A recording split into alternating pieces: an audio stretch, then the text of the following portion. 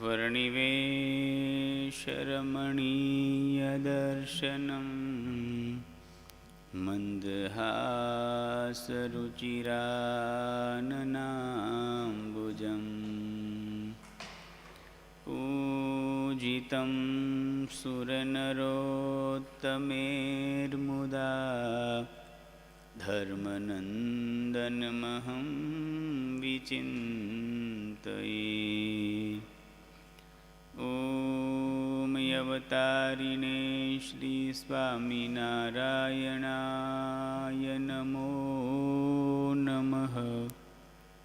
ॐ श्री हरिकृष्णाय नमो नमः। ॐ श्री पूर्णपुरुषोत्तमाय नमो नमः।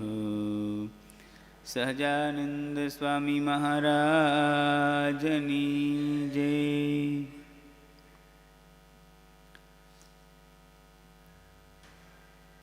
ભક્તની રીત જો ભક્તમાં જન જાણો જોઈએ જરૂર। પોતાની રીત પર હરી હરિદાસ ન કરવી દૂર। સદ્ગુરુ નિષ્કુળાનંદ સ્વામી ભક્તોના આખ્યાન વર્ણવતા એવું કહે છે કે ભગવાનના ભક્તોએ ભગવાનના ભક્તની જે રીતિ હોય, રીતિ નીતિ બધી જીવનમાં જાળવવી જોઈએ। અને એવા ભગવાનના ભક્તની રીતિવાળા હોય, એના નીતિ નિયમમાં રહેતા હોય, એને જ લોકમાં બધા ભક્ત તરીકે માને છે। એટલે પોતાની રુચિ એનો ત્યાગ કરી ભગવાનનું દાસપણું ક્યારેય દૂર કરવું ન જોઈએ, એવું નિષ્કુળાનંદ સ્વામી ગઈકાલના જડભરતજીના આખ્યાનને આધારે સ્વામી કહે છે। કારણ કે ભગવાનના ભક્તની રીતિ અને જગતના લોકોની રીતિ બેની રીત જુદી છે। જે તરફ ભગવાનનો ભક્ત જાય છે, સંસારી જીવ છે એનાથી વિરુદ્ધ જાય છે। એટલે બંનેની રીત એકદમ વિરુદ્ધ છે। એટલે સ્વાભાવિક છે કે જગતના જીવો ભગવાનના ભક્તની રીતને ઓળખી ન શકે અને દુઃખ દે, મુશ્કેલી, પણ ભગવાનના ભક્ત છે એ સહન કરે છે, ધીરજ રાખે છે, એને જ ભગવાનનો ભક્ત કહેવાય। કેવળ વેશ લેવાથી ભગવાનના ભક્ત થઈ જવાતું નથી। આગળની કડીમાં સ્વામી કહે છે કે વેશે લેશ લેવાય નહીં, શાહુકાર નરેશનું સુખ, બોલી દેશી તો બહુ તેમ જ કરે, પણ દામ હુકમનું રહે દુઃખ। નિષ્કુળાનંદ સ્વામી એવું લખે, ભક્તપણાનો ખાલી વેશ લેવાથી, એ ભક્તના કપડાં, ભક્તના ચિહ્નો ધારણ કરી લેવાથી ભક્ત નથી થઈ જવાતું। નાટકની અંદર, ફિલ્મની અંદર ઘણા બધા વેશ લેતા હોય છે। અત્યારે તો સ્વામી કે શાહુકાર એટલે શ્રીમંત હોય અને નરેશ એટલે રાજા, એનો કોઈ વેશ લે, અદલ એના જેવા કપડાં પહેરે, નરેન્દ્ર મોદી જ લાગે હો। અને એની ભાષામાં જ બોલે, એના ટોનમાં જ બોલે, બોલી દેશી તો બહુ તેમ જ કરે, પણ એનો હુકમ હાલે। સ્વામી કહે દામ અને હુકમનું રહે દુઃખ। શાહુકાર કહેવાય, શાહુકારના જેવા કપડાં પહેરી લે, એની જેવી બોલી ઠોલી બધી કરે, પણ પૈસા ક્યાંથી કાઢવા? દામ એટલે પૈસા. એ શ્રીમંતાઈ જેને લીધે હોય એ રૂપિયા સંપત્તિ ક્યાંથી કાઢવી? અને રાજાનો વેશ લે, બોલી ઠોલી એના જેવી હોય. નરેન્દ્ર મોદીની જેમ જ ભાઈઓ તથા બહેનો એમ કરીને બોલે, પણ એ જે સાઇન કરે અને એ જે કરે, હુકમ કરે, એ હુકમ આનાથી થાય?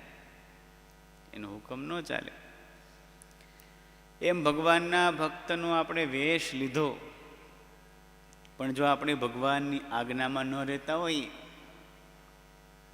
ભગવાનના ભક્તપણાની જે ધીરજતા, દ્રઢતા, સમજણ એ ન હોય, તો ખાલી વેશ લીધો છે અથવા તો એ ભક્તને માર્ગે, ભગવાનને માર્ગે ચાલ્યા છીએ, પણ એવા સાચા ભગવાનના ભક્તો આપણે હજુ થયા નથી. એનાથી કોઈ બીજું ચાલે નહીં. આગળની કડીમાં નિષ્કુળાનંદ સ્વામી એમ કહે છે કે ઓઢી અજીન અંગે સિંહનું જંબુક કરે જેમ જોર, નિષ્કુળાનંદ એહ વાતનો અંતે નહીં આવે નોર. શિયાળ હોય એ વાઘનું કે સિંહનું ચામડું પહેરી અને જોર કરવા જાય ને જોર બતાવી, જોર ક્યાં સુધી હાલે? એમ સ્વામી સરસ દ્રષ્ટાંત આપે છે કે આપણે ખાલી ભક્તનો વેશ લીધો હોય, પણ એ ભક્તના જે સદ્ગુણો છે, ભક્તપણાના સદ્ગુણો એ આપણામાં જે ના આવ્યા હોય, ધર્મ, જ્ઞાન, વૈરાગ્ય અને ભક્તિ, એકાંતિકપણું આપણામાં ન આવ્યું હોય, ત્યાં સુધી કદાચ આપણે ગમે તેટલું જોર મારીએ, એ જોર લાંબો ટાઈમ સુધી ચાલે નહીં. જંબુક એટલે શિયાળ, એ શિયાળનું જોર છે એ લાંબો ટાઈમ સુધી ચાલે નહીં. સિંહનું કદાચ ચામડું ઓઢી અને બીજા પ્રાણીઓ થોડી વાર ડરે, માણસ પણ દૂરથી ડરે કે ઓલો સિંહ આવ્યો, ભાગે ખેતરમાં, પણ પછી ઓલું શિયાળિયું શેરડી ખાવા માંડે એટલે ઓલો જોવે તો ખરો ઝૂંપડીમાંથી માથે ચડીને, આ મળું કે લાગે છે તો બીજું, પછી મૂકે એને પાઠા લે.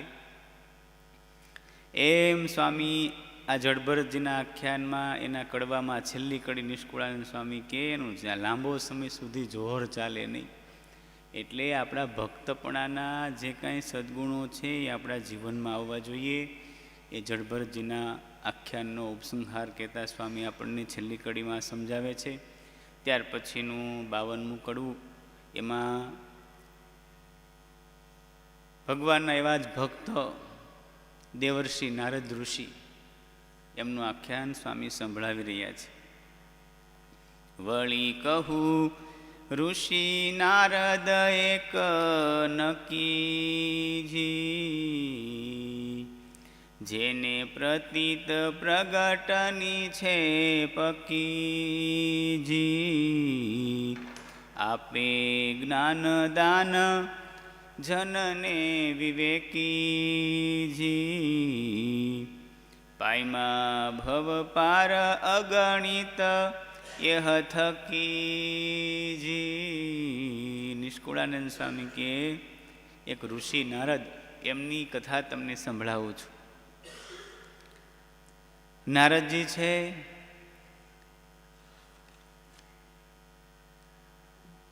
એ ભરતખંડના ભક્ત ગણાય છે. જે ભગવાનને આખું બ્રહ્માંડનું વર્ણન આવે છે, ભરતખંડના મુખ્ય ભક્ત તરીકે નારદજીનું નામ આવે છે. આ ભરતખંડનો શાસ્ત્રમાં બહુ મોટો મહિમા કીધો છે, અને એના મુખ્ય ભક્ત એ નારદજી છે. નારદજી એ દાસી પુત્ર હતા પૂર્વજન્મમાં. એનું આખ્યાન ભાગવતજીમાં વિસ્તારે કરીને આવે છે. સ્વામી એ આખ્યાનની વિશે અહીં વાત કરતા નથી. 10 પ્રજાપતિઓ મહિલા એ એક પ્રજાપતિ ગણાય છે. નારદજી આમ તો ભગવાનનું મન ગણાય છે. હરિને ભજી હરિનું મન કહેવાના, એવું લખ્યું સ્વામીએ કીર્તનમાં. નારદજી છે એ જ્ઞાની છે, પ્રખર જ્ઞાની છે, બ્રહ્મવેતા છે, હાજર જવાબી, પરહિત ચિંતક છે, આવા સદગુણો બધા લેખા છે. અને બ્રહ્માજીના માનસ પુત્ર, એ દાસી પુત્ર એટલા માટે થયા કે એ પૂર્વકલ્પમાં નારદજી ઉપબર્હણ નામના ગંધર્વ હતા. એમને પોતાના સુંદર શરીર, પોતાના રૂપનું અભિમાન હતું. એટલે એક વખત બ્રહ્માજી પાસે ગંધર્વો, કિન્નરો બધા ભગવદ્ ગુણાનુવાદ સંકીર્તન કરતા હતા. એટલે પોતાનું સંગીત વિદ્યા પ્રદર્શન કરવા માટે પોતાનું અભિમાન, એટલે સ્ત્રીઓની સાથે ત્યાં જઈ અને આલાય શૃંગાર રસના ગાન કરવા લાગ્યા. બ્રહ્માજીને આગળ મર્યાદા ભંગ થયો, બ્રહ્માજીનો અપરાધ થયો, બ્રહ્માજી એને શાપ આપ્યો. બ્રહ્માજીએ કીધું,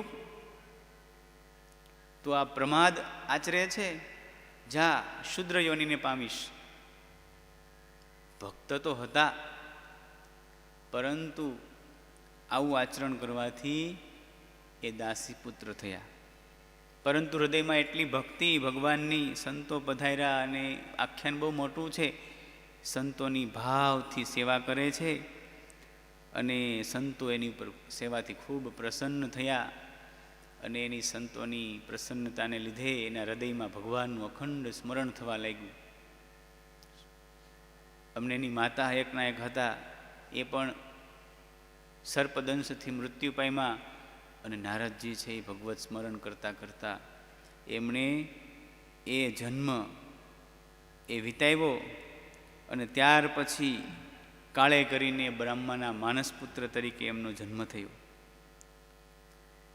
આવા નારદજીના આખ્યાનમાં જોઈએ તો એક કોઈ પુરાણ એવું નહીં હોય, એક કોઈ એવું શાસ્ત્ર નહીં હોય, એવા ભક્તનો એવો પ્રસંગ નહીં હોય કે નારદજી છે એ શાસ્ત્રમાં કે પુરાણમાં એમની ભૂમિકા ન હોય.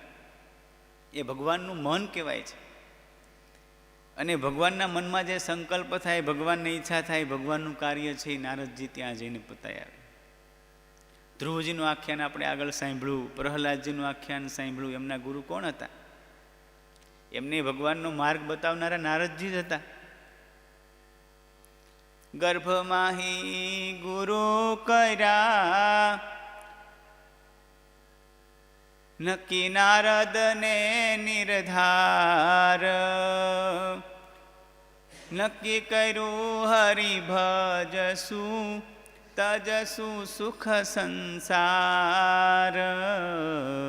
નારદજીને ગર્ભમાં જ ગુરુ કર્યા પ્રહલાદજી. આગળ આખ્યાનમાં આવી ગયું. ત્યારે આવા નારદજી એ ભગવાનનું મન કહેવાય છે. અને જ્યાં ભગવાનનું કાર્ય કરવું પડે ત્યાં નારદજી પહોંચ્યા હોય. ભાગવતજીમાં તો એવું આખ્યાન આવે છે, નારદજીનો પ્રસંગ આવે છે. નારદજી એવી પ્રતિજ્ઞા કહે છે કે જ્યાં સુધી ભગવત ભક્તિ છે એ એક એક જનમાનસમાં, એક એક ઘરે હું ભગવાનની ભક્તિ ન પ્રવર્તાવું ત્યાં સુધી હું ભગવાનનો દાસ નહીં. તદા નાહમ હરેર દાસો, ત્યાં સુધી હું હરિનો દાસ નહીં, જ્યાં સુધી દરેકના હૃદયમાં ભગવાનની ભક્તિ ન પ્રગટાવું. આવી નારદજીએ પ્રતિજ્ઞા લીધી છે. એટલા માટે તો આગળની કડીમાં નિષ્કુળાનંદ સ્વામી બહુ સરસ નારદજીની વાત કરે છે. આગળની કડી આવશે ત્યારે એ વાત કરશું. પણ અહીં નિષ્કુળાનંદ સ્વામી નારદજીના બીજા કોઈ પ્રસંગોનો ઉલ્લેખ નહીં કરતા. જે ધીરજ ધારણ કરી હોય ને, એ ધીરજતા બતાવનારો પ્રસંગ હોય, એ જ સ્વામીની વિશેષતા એ છે કે એવો પ્રસંગ જ અહીં સ્વામી રજૂ કરે છે. નારદજી એ દક્ષ પ્રજાપતિ, નારદજી ફરતા ફરતા પશ્ચિમ સમુદ્ર કિનારે જે નારાયણ સરોવર છે ત્યાં આવ્યા. અને સ્વર્ગ, મૃત્યુ, પાતાળ ત્રણેય લોકની અંદર નારદજી ગતિ કરે છે. નારાયણ નારાયણ ભગવાનનું મંત્રનો જાપ અખંડ કરે છે. વીણાનું વાદન અખંડ ચાલુ હોય. જ્યાં ભગવાનનું કાર્ય કરવાનું હોય ને ત્યાં નારદજી પહોંચી ગયા હોય. શાસ્ત્રમાં કોઈક કથાકારો નારદજીને પેલી રીતે પણ વર્ણન કરતા હોય, કારણ કે ભગવાનનું કાર્ય કરવું એમાં ઘણી વખત એવા આસુરી જીવને પણ એના ગુરુ તરીકે પણ જવું પડે.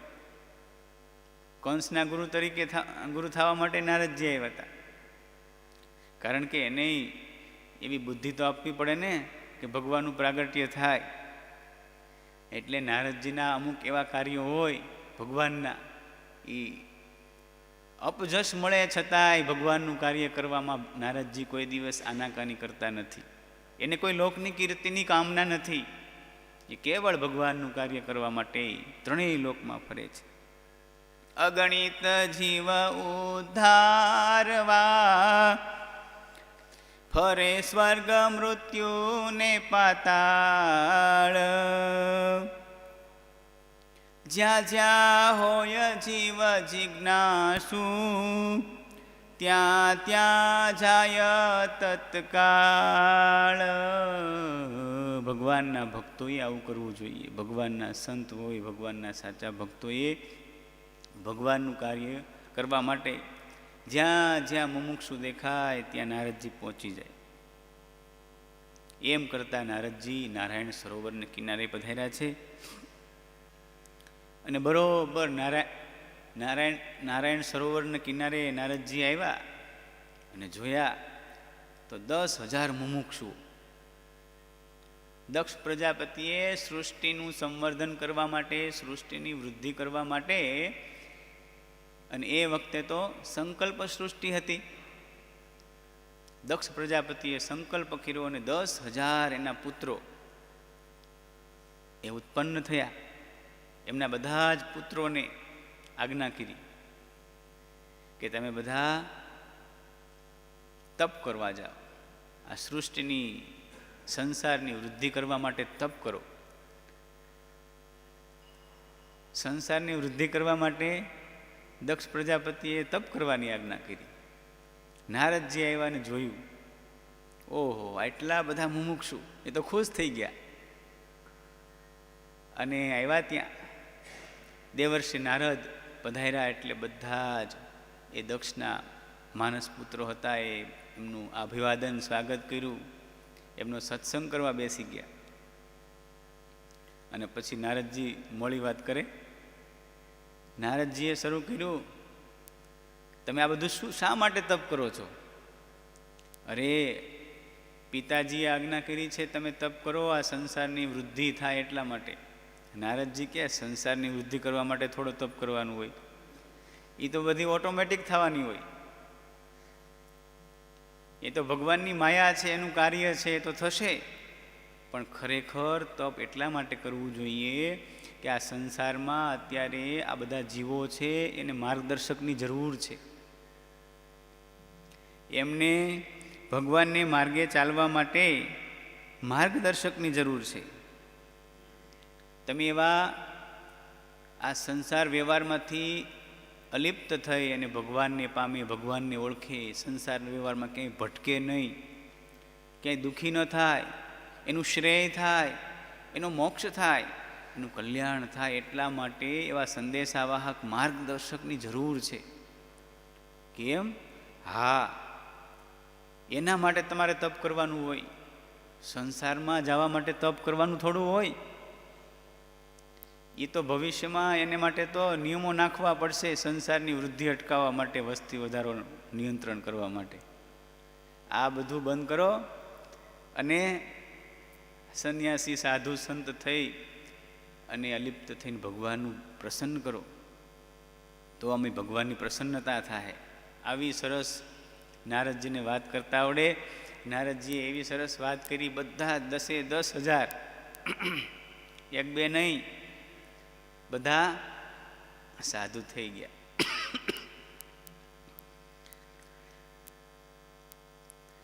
સાધુ થઈ ગયા. વાત ખબર પડી દક્ષને. દક્ષ ઉદાસ થયા. કે આ સૃષ્ટિનું કાર્ય ભગવાને મને સોંપ્યું છે બ્રહ્માજીએ, અને આ બધાને તો નારદજીએ સાધુ કરી નાખ્યા, કાંઈ વાંધો નહીં. એણે પાછો સંકલ્પ કર્યો, બીજા 1000 પુત્રો માનસ પુત્રોને ઉત્પન્ન કર્યા. ત્યાર પછી 1 સહસ્રને ઉપજાવી મુકાએ હસ્થાન, તેને પણ તેના ભાઈના જેવું આપ્યું છે નારદે જ્ઞાન. નારદજી પાછા આવ્યા હો, પાછા નારાયણ સરોવર કિનારે આવ્યા તો પાછા 1000 દક્ષના માનસ પુત્રો તપશ્ચર્યા કરે,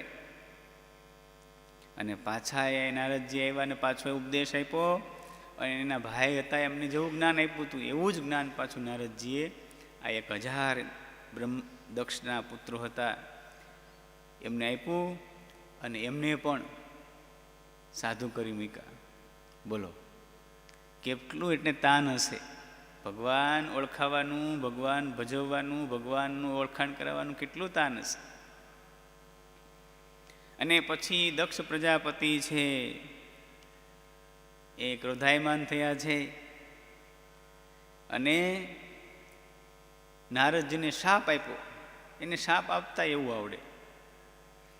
ભગવાનના એવા મોટા સંત ઋષિ હોય, ભગવાનના એવા ભક્ત હોય, એ આપણી ઉપર કદાચ ખીજાય ને તો એ આપણું સારું જ થાય. એ શાપ આપે તો એ સારું થાય, અને પ્રસન્ન થાય તો એ આપણું સારું થાય.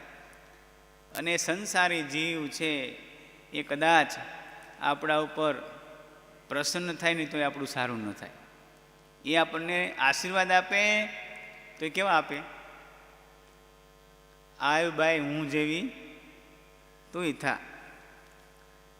વિધવા સ્ત્રી છે એ બીજાને આશીર્વાદ આપે. મહારાજે વચનામૃતમાં લખ્યું, સાપને ઘેર પરોણો સાપ, મુખ ચાટીને આપ્યું, વેળો આપ્યો.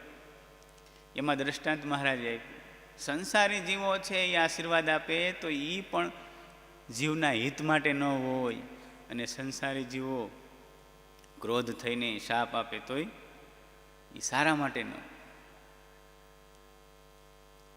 પરંતુ ભગવાનના ભક્ત છે ને એ અવળી વાતને પણ સવળી લેતા હોય છે. એ પોતાના ફેવરમાં, પોતાના કાર્યમાં, ભગવાનના કાર્યમાં એ ફેવરમાં કરી દેતા હોય છે. નારદજીને દક્ષ પ્રજાપતિએ શાપ આપ્યો. તે સુણી દક્ષ દિલગીર થયો, આપ્યો નારદજીને શાપ.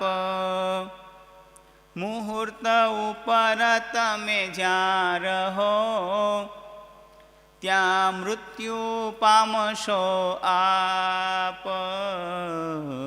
નારદજીને કે એક મુહૂર્તથી વધારે તમે ક્યાંય ટેકા ને તો તમારું મૃત્યુ થશે. એક ઘડી એટલે 2 ઘડી એટલે 1 મુહૂર્ત થાય, 24 મિનિટ.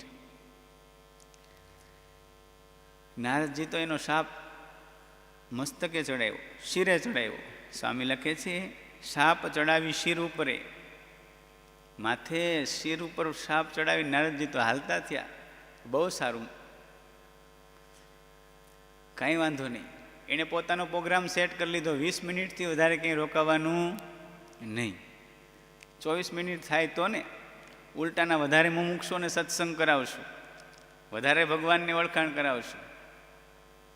ઓલું તો શું થાય, એક સ્થાનમાં સ્થિર થઈ જાય તો જાજાનો સંપર્ક થાય નહીં, જાજા મુમુક્ષોને સત્સંગ થાય નહીં. નારદજી તો અખંડ વિચરા કરે. એટલા માટે એમણે એ મુમુક્ષુઓને જ્ઞાનોપદેશ આપવા માટે એ સાપને પણ પોઝિટિવ લઈ માથે ચડાવ્યો. ભગવાનના ભક્ત છે એને એ આવી રીતે વાતને હકારાત્મક લઈ લે, પોતાના બેનિફિટમાં ગોઠવી દે છે. નારદજી છે એ આવી રીતે ફેરી રાખે છે, મુમુક્ષુને ઉપદેશ આપે છે. નિષ્કુળાનંદ સ્વામી એવું લખે છે કે કેવી વાત હરિ કૃષ્ણની, હેત દેખાડી હૈયાતણું, કાઢી લેવો કાળ મુખથી, એવો ઉપદેશ આપવો ઘણું. સ્વામી કહે છે ભગવાનની વાત અતિ હેતે કરીને મુમુક્ષુ જીવોને કેવી, હૈયાનું હેત દેખાડીને કેવી. જેમ સંસારી જીવો હોય એ એકાબીજાને કેવું હેત દેખાડતા હોય, પણ હકીકતમાં હેત હોય? શું કહો છો? અરે અરે, હેત હોય નહીં, પણ દેખાડે કેવું? એમ ભગવાનના ભક્તો હોય એમણે મુમુક્ષુ જીવોને અતિ હેત દેખાડી અને એને કાળના મુખથી એ જીવને કાઢી લેવાનો, આવો ઉપકાર કરવો જોઈએ ભગવાનના ભક્તોએ. અને સંતો, ભગવાનના સાચા ભક્તો એ આવો ઉપકાર કરવા માટે એવા મુમુક્ષુ જીવોને સંસારમાંથી છોડાવવા માટે, આ જન્મ મરણના ચક્કરમાંથી, ગર્ભવાસ અને લક્ષચોરાશીના દુઃખમાંથી એ છોડાવવા માટે અને એ જીવનો ઉદ્ધાર ભગવાનના મોક્ષ કરવા માટે, ભગવાનને માર્ગે ચડાવવા માટે એ ઉપદેશ આપતા હોય. એને કોઈ પોતાનો સ્વાર્થ હોતો નથી. અને મહારાજની વખતે તો એવા કેટલા સંતો થયા કે કેટલા કષ્ટો સહન કર્યા, કેટલી ધીરજ રાખી અને એમણે ભગવાનને માર્ગે બધાને ચડાવ્યા. મહારાજના એવા ભક્ત ચારદીકા ગામના ભોજો ભગત, ભોજો ચારણ, આમ તો એ માચા ખાચરના બાળ સખા હતા નાનપણથી, એમના મિત્ર, અને બંને એવું નક્કી કરેલું કે ભાઈ તને ભગવાન મળે તો તું મને ઓળખાવજે, અને મને ભગવાન મળે તો હું તને ઓળખાવીશ. નાનપણથી બે નક્કી કરેલું. અને બંને, અને એમાં આ ભોજા ભગત એમને સ્વામિનારાયણ ભગવાન એમની ઓળખાણ થઈ અને એમણે બધા દરબારોને, લગભગ માચા ખાચર, સુરા ખાચર, સોમલા ખાચર, અલૈયા ખાચર, આ બધા દરબારોને પૃષ્ઠભૂમિકામાં રહી અને આ ભોજા ભગત એમને સત્સંગ કરાવેલો છે. બધાએ એમને ભગવાનની ઓળખાણ કરાવેલી, એમાં એમની મોટી ભૂમિકા છે. એ ભોજા ભગત આવી રીતે બધાને સત્સંગ કરાવતા જાય, કરાવતા કરાવતા એમાં જે બધા દૈવી જીવો હોય એ ભગવાનને ઓળખે, પણ જે આસુરી જીવ હોય એમને આ ગમે નહીં. એમાં એ વખતે બાવાઓ હોય, ભુવાઓ હોય એનો ત્રાસ બહુ હતો અને એ આવી રીતે હેરાન કરે, છતાં એ બધું સહન કરે. ધાંગધ્રાની અંદર અમરસિંહજી દરબાર, એમને પણ આ ભોજાચારણ એમણે સત્સંગ કરાવ્યો, પરંતુ ગામમાં વૈરાગીઓને આ ગમ્યું નહીં, એટલે એ બધા સંપા અને જાજા ભેગા થઈ ગયા અને બજારમાં આ ભોજો ચારણ ચાલ્યા આવે અને બરોબર સામે ઘેરી લીધા અને એલ ફેલ મીંડા ગાળ્યો દેવા. ભોજો ભગત તો નમ્ર ભાવે હાથ જોડીને ઊભા છે, ભાઈ મેં કાંઈ કોઈ વસ્તુ એવી કરી નથી કે તમે આ શું કામ આવું તૂત કરો છો ને આવું જળાવો છો, ને બહુ અપશબ્દો કીધા ને ગાળ્યો દીધી. એમાં એકના હાથમાં તલવાર, અને આવેશમાં આવી ભોજો ભગત આમાં હાથ જોડીને ઊભા હતા ને તલવારનો ઝાટકો માર્યો, ભોજા ભગતનું કાંડું છે એ ચીરાઈ ગયું. ગામના લોકો ભેગા થઈ ગયા હતા, ઝડપથી ભોજો ભગતને એક બાજુ આડા પીડા વાયરા, અને આ બાજુ પાછા રાજા પાસે, અમરસિંહ પાસે આખું સંન્યાસીઓનું ટોળું એ આવી અને એની પાસે ઉલટી વાત કરવા માંડ્યા કે આ ભોજો ભગત છે એ અમારા બધાનું ખોટું દેખાડવા માટે તમારી પાસે ફરિયાદ કરવા માટે આવશે, અને એમણે પોતે જ હાથે કરીને એનું કાંડું છે કાપી નાખ્યું છે, કાંડું ઘા કરી અને પાછું અમને આંખે જ કરે છે. એમ કરીને એલફેલ બીજી અવળી વાતો જણાવી. અમરસિંહ દરબાર એ તો ભગતને ઓળખે, પણ છતાંય આટલા બધા સંન્યાસીઓ, ગામ લોકો બધા ભેગા થઈ ગયા એટલે એમણે ભોજા ભગતને બાજુનું ગામ મેથાણ અજા પટેલને ત્યાં મોકલી દીધા. આ બધાને નિરાશ થઈ, એને કાઢવાતા ગામમાંથી ભોજા ભગતની. અજા પટેલ છે એ ભોજા ભગતનું પાટાપિંડી કરી સારવાર કરે, સ્નાન કરાવે, ગરમ પાણીએ સ્નાન કરાવે, ખૂબ પક્ષ રાખ્યો એમણે. એમના ગામમાં પણ સાધુ સંન્યાસીઓ આજુબાજુના ગામના ભેગા થયા. એને ખબર પડી કે અહીંયા ભોજો ભગત રહે છે, એ સ્વામિનારાયણ ભગવાનનો સત્સંગ કરાવીને વાતો કરે છે. એટલે એ બધા ભેગા થયા ગામને ભાગોળે, અને એ બધાએ નક્કી કર્યું આ ગામમાંથી એમને કાઢવા. ઘણા દિવસ સુધી પ્રયત્ન કર્યા, પણ અજા પટેલે મચક ન આપી. એક દિવસ અજા પટેલ કોઈ કામ પ્રસંગે ધાંગધ્રા એમને જવાનું થયું, અને આ બાજુ એમના ભાઈ મેઘો એમને બધા આ વૈરાગીઓએ ચડાવ્યો. ગામના લોકો પણ એમના ભેગા ભેળ્યા, અને બધાએ મળી અને ભોજા ભગતને ગામમાંથી બહાર કઢાવ્યા અને ચરાળી ગામ સુધી મૂકી આવ્યા. અને મેઘાને પોતાના વાતમાં લઈ અને આ પ્રસંગને ઉજવવા માટે બધાએ મેઘાને આગળ કરી અને આ બધા વૈરાગીઓને રસોઈ આપી. ગામને ભાગોળે થાળ બને છે, રસોઈ બને છે. એમાં અજા પટેલ ઘોડી ઉપર ચડી ધાંગધ્રાથી આવ્યા, એમને વાત મળી, કાને વાત પહોંચી, સીધા જ ત્યાં પહોંચ્યા જ્યાં રસોઈ થતી હતી. એનો ભાઈ મેઘો એની પાસે આવીને કીધું કે તને આ શું સૂઝ્યું? તને ખબર નથી કે આ ભોજો ભગત એ કેવા ભગવાનના ભક્ત છે, એને કાઢી મુકાય? અને આ બધાને ધરવવાના હોય? એમણે તો એવો શબ્દ વાપર્યો, આપણે બોલાય નહીં. અજા પટેલને અતિ દુઃખ થયું કે આજથી તું મારો ભાઈ નહીં, જા, જતો રહે. ભગવાનનો કેટલો એને પક્ષ હશે, ભગવાનના ભક્તનો. અને એ ભોજો ભગત એને પાછા લઈ આવ્યા. ભગવાનની કૃપાથી એમને કાંડામાં હાથમાં રોજ આવી ગઈ. ગામડે ગામડે ભોજો ભગત ફરે.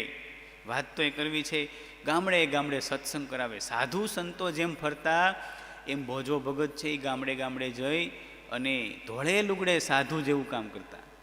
મહારાજને ખૂબ એમણે રાજી કર્યા. મહારાજ એમના પર ખૂબ રાજી હતા. તો નારદજી જેવી રીતે મુમુક્ષુ જીવોને ભગવાનને માર્ગે ચડાવતા, ક્યાંય મુમુક્ષુ દેખાય ત્યાં પહોંચી જતા, એમ ભોજો ભગત છે જ્યાં મુમુક્ષુ દેખાય ને ત્યાં એ ગામમાં પહોંચી જાય અને ભગવાનનો નિશ્ચય કરાવે, એની દ્રઢતા કરાવે. ચોખે માર્ગે ચડાવતા, કોઈને ગમે કે નવ ગમે, કયામાં કસર નવ રાખવી, સુખ દુઃખ સમે વસમે. નિષ્કુળાનંદ સ્વામી કહે, ભગવાનને માર્ગે ચોખ્ખે માર્ગે ચડાવતા, કોઈને ગમે કે ન ગમે, દુનિયાના સંસારી જીવ હોય એને કદાચ ગમે ન ગમે તોય પણ એને કહેવામાં કસર નહીં રાખવાની, ભગવાનની ઓળખાણ કરવામાં કસર નહીં રાખવાની, એવું સ્વામી કહે છે. આળસી ન બેસવું આપણે, હેતે કરવી હરિની વાત, નિષ્કુળાનંદનો નાથજી, રહે રાજી તે પર દિન રાત. નિષ્કુળાનંદ સ્વામી કહે છે કે એના ઉપર ભગવાન એના પર ખૂબ રાજી રહે છે. હેતે કરીને જે ભગવાનની વાત, આળસ કરીને બેસી રહેતો નથી ને ભગવાનની વાતો કર્યા કરે છે, ભગવાનની ઓળખાણ કરાવવા રાખે છે, એના ઉપર ભગવાનની ખૂબ પ્રસન્નતા થાય છે. આ કડવું અહીંયા પૂર્ણ થયું. નારદજીના આખ્યાનથી આપણે નારદજીની જેવી ધીરજ, એમની સહનશીલતા અને ભગવાનને ઓળખાવાની ધગસ એ આપણા જીવનમાં આવે એવી ભગવાનના ચરણોમાં પ્રાર્થના સાથે વિરમું છું. સહજાનંદ સ્વામી મહારાજની જય.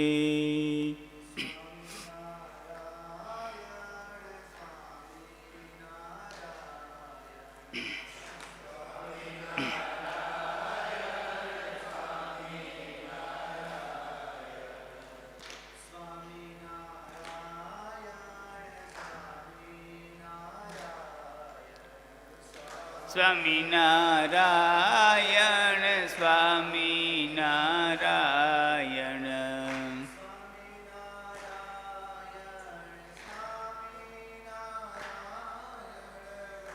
સ્વામિનારાયણ સ્વામિનારાયણ.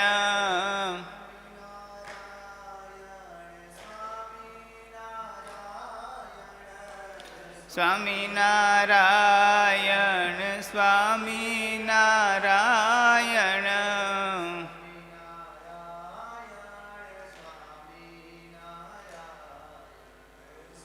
સ્વામિનારાયણ સ્વામિનારાયણ.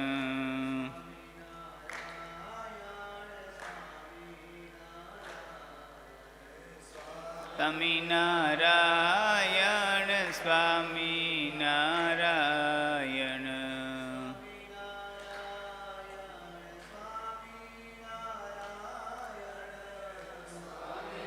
રાયણ સ્વામિનારાયણ.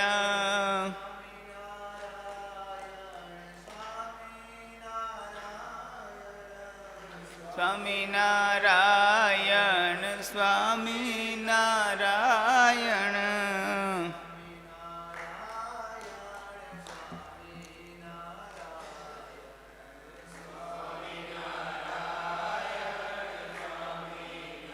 રાયણ મહારાજની જય. આજરોજ ઠાકોરજીની શિરામણી પરમ ભક્ત મેળી ગામના નિવાસી અમારે સંજયભાઈ સોજિત્રા એમના તરફથી છે. દર વર્ષે ઠાકોરજીની શિરામણી એમના તરફથી ધનુર્માસમાં હોય છે.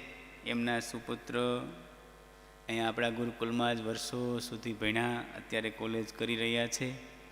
ત્યારે સંજયભાઈ પૂજ્ય વિશ્વપ્રકાશ સ્વામી પાસે પધારશે. સ્વામી એમને ઠાકોરજીનો પ્રસાદીનો હાર પહેરાવી રૂડા આશીર્વાદ પાઠવશે. મહારાજના ચરણોમાં પ્રાર્થના કરીશું સંજયભાઈના હૃદયમાં વિશેષ ભક્તિની અભિવૃદ્ધિ થાય. એમના દીકરા શું નામ છે? દિવ્યેશ. હા, દિવ્યેશ, એમને મહારાજ ખૂબ આગળ વધારે એવી ભગવાનના ચરણોમાં પ્રાર્થના કરીશું. સારો એ પરિવાર, ભક્તિભાવવાળો પરિવાર છે. સહજાનંદ સ્વામી મહારાજની જય.